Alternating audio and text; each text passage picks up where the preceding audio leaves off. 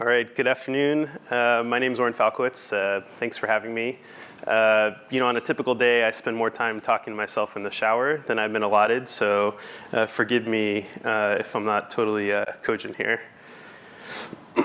So in 1968, a relatively unknown long high jumper named Dick Fosbury entered the Mexico City Olympics to take the gold medal. And pictured on the right side of the screen, that's Fosbury, performing what was a revolutionary or kind of an unseen technique at that time. Prior, it's kind of done by jumping forward over this. And so what I want to talk to you today about hopefully will change your angle of vision. And hopefully when you look back at how we've been doing data analytics over the last several years, it'll look almost as ridiculous as what the gentleman on the left here is doing. So everybody here loves big data, right? If I was running for president, right, we'd be up here saying big data is awesome, right? I've got awesome big data.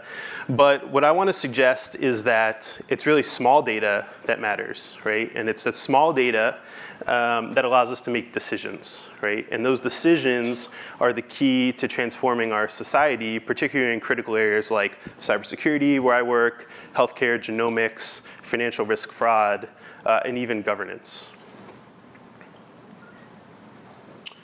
So if we think about big data, right, and all the computational advancements and sort of storage and processing that have happened, and how it's normally thought about on that side in terms of the 3 V's, volume, velocity, and variety, small data is really the opposite of that, right? It's looking for elements that are sparse, that are seldom, and that are often similar, right?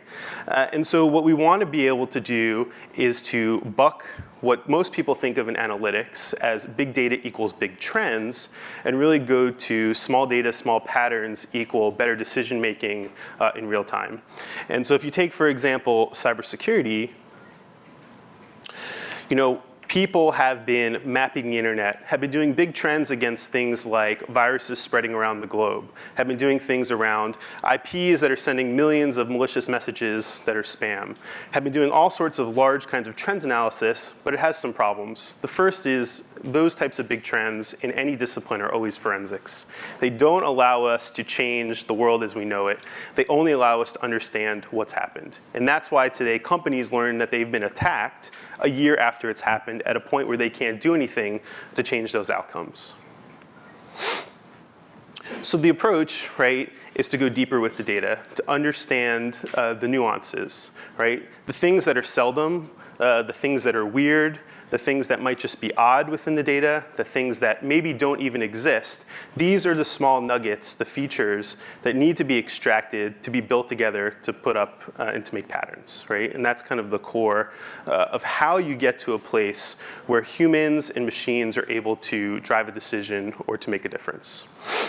And so in the last minute, the 3 key things to take away, right, in performing or looking for small patterns or building systems that make sense of the world around us are as follows. 1, more better data always trumps better algorithms. There will not be a deep learning or a machine learning or an artificial intelligence system that can trump more better data, which is the compilation of billions and billions of small data elements or features that get extracted.